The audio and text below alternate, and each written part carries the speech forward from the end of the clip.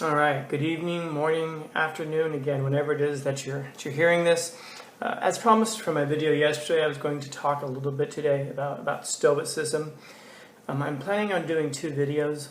First video here is to just give some background on what Stoicism is, and then a second video, kind of like I did yesterday with Nietzsche, where I looked at what Nietzsche might say about the pandemic threat right now. I'm going to do a second video that looks at what Stoicism might say about the pandemic threat right now.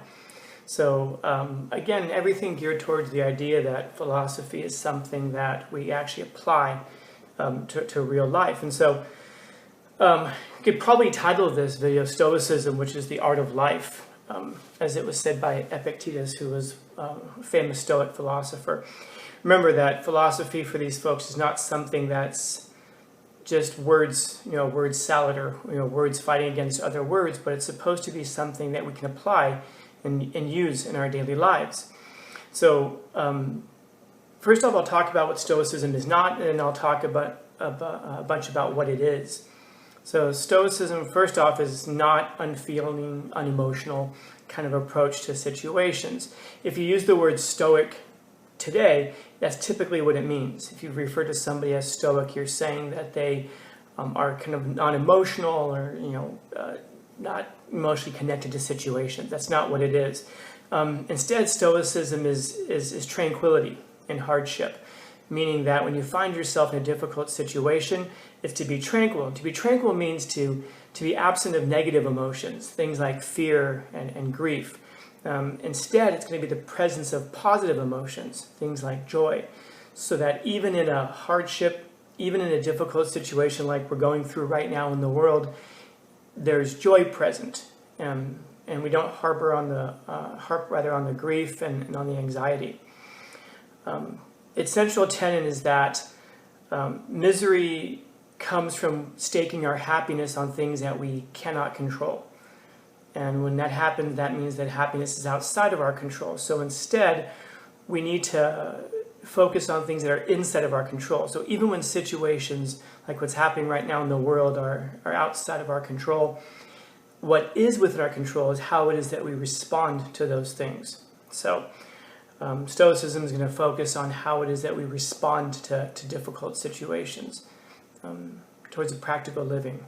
So two famous Stoic philosophers. One is Zeno of Citium. He's the founder of Stoicism. I'm not going to talk much about him. Perhaps the most famous Stoic philosopher is Chrysippus, who was a student of Zeno's, who I'm not going to talk much about him. We're going to talk today a bit about Seneca and Epictetus. So you'll hear those two names pop up here as I go.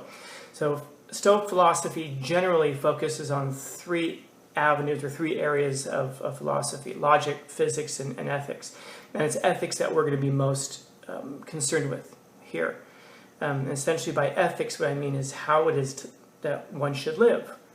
And so for the Stoic, we're seeking happiness, of course, as most people are in life, and happiness is defined as attaining virtue. So a happy life is not one in which you're full of like warm, fuzzy feelings, but instead it's an excellence of character. And when you achieve a high level of excellence of character, then you're going to be happy. And how it is that we go about doing that is essentially to live in harmony with nature, to look at how things kind of unfold naturally, and to find our place within that. So the idea is that the universe is an organism of which we're a part. In fact, Seneca, who I mentioned a minute ago, said that all that you see, what comprises both gods and humans, is one, and we are part of a great body. And so, for the Stoic philosopher, the universe is just one big whole of which we're a part. And so, we find excellence of character when we fulfill our proper role within the universe in that way. So what that means, therefore, is that Stoicism is a naturalistic philosophy, meaning it's very much rooted in nature. And because of that, it's pretty materialistic, if you remember this. And so what that means is that they see that the universe is deterministic, which means that there's so much in the universe that's outside of our control. You were born with a certain family, you were born with a certain IQ, you were born with a certain personality, and there are things within the environment that shape that, and all of that is completely outside of your control. However, Stoicism acknowledges that there's a role that the human will and our mind does play in that, because we have these two things going on. We have our bodies, which we have in common with the animals, and then we have our minds, which is what we have in common with the gods. And so there's these two parts of us. There's the animalistic part of us and then the godlike part of us. And so they see that the mind is essentially the existence of God within us. And so they come up with a type of determinism, which we refer to today as soft determinism. And that means that we have an inner freedom to respond to what happens around us. So the situations and the circumstances in which we find ourselves, no control over that. But how it is that we respond to those determined events, that's our freedom. So we have freedom in how we respond. And of course, how we respond to things is going to determine a lot about our level of happiness. So what kind of things are not up to us? The actions and opinions of others, our health, maybe to an extent, our reputation, because their reputation isn't always just what we do, but it's how people perceive it, which we don't have control over. Maybe even our levels of wealth. There's a lot of stuff that's outside of our control. And the idea is that we can't get caught up on focusing on those things. That's a ticket to misery. When we focus on the things that are outside of our control, that's what leads to suffering. So what kind of things are up to us? Our opinions, our moral judgments, our beliefs, our desires, our goals, essentially considering even like the kinds of things that we do have and not getting, and even the things that we don't have. So we might look at somebody who's wealthy, for example, and get caught up on the idea that, oh, they have all this wealth, I wish I had all of that. But Stoicism will say, look at what you don't have, though. You don't have a need to be wealthy, maybe. Or maybe a wealthy person who's obsessed with having a bunch of money. Well, they have a need there. And so that need is going to cause suffering because it isn't always within their control how much wealth that they have. So it isn't just looking at what we do have and being content with it, but also looking at what we don't have and being content with that, which sometimes, again, we don't have a need, which is a good thing a lot of times, if you remember. That's very much like what it is to be godlike, to not have a need, to not be dependent, not have needs. So again, focusing on the things that we can't control is a first-class ticket to suffering. And as Epictetus says, it's not just things that trouble us, but our judgment about things. So it isn't just the circumstances in which we find ourselves that trouble us and give us problems. It's our judgment about those kinds of things. We might see where we are in life and say, oh, I wish I was someplace else. But that's the problem. It's our judgment about where we are to say, oh, this isn't good enough. It's not where I should be or where I want to be. Instead, we should judge those things and say, this is wherever it is that I am. I'm going to essentially make the best of where I am. And so therefore what that means is if you find yourself in a situation of adversity, well, embrace the adversity. Embrace adversity. As Seneca says, those whom fate attacks, it ultimately fortifies. It's a really important point that those who fate attacks, it ultimately fortifies. So in other words, if you come up against some hardship or some suffering, well, you embrace it. Not in the same way that Nietzsche would say to embrace it. You can avoid it. You avoid it if you can.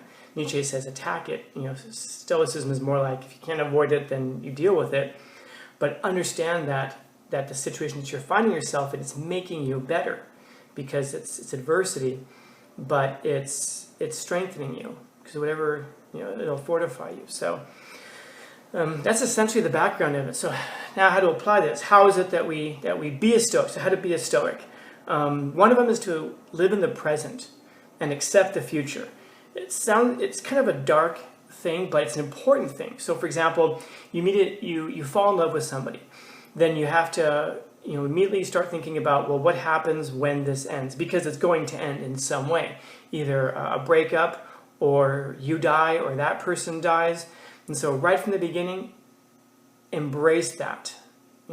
Not to be pessimistic and say, oh, why bother doing it at all? But instead what you understand is that because there's a limited time that you're going to be able to enjoy this thing, then you have to make the absolute most of all of it. Because then because you know it's going to end. And so when you make the most of it, that means that every single day you're filling it with as much experience as you possibly can.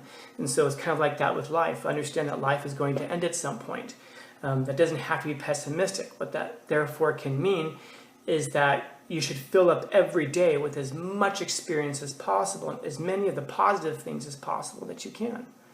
And then secondly, how to be a Stoic: don't fuss about the things that you can't control. The things that are outside of your control. But the things that are within your control, take absolutely, radical control of those things and make the absolute best of what it is that you can. And the best place to start with that is going to be your emotions and your thoughts about your situation. So again, you find yourself in a bad situation, maybe you can't control that. If you can't, then what you can do is embrace it and understand it's making you better and to make the best of it. And so that means to embrace it, become strong, so that when you come across those situations again in the future, you're better for it. So there you go. Background on Stoicism. Again, next video I'm going to make is what Stoicism might say about our situation.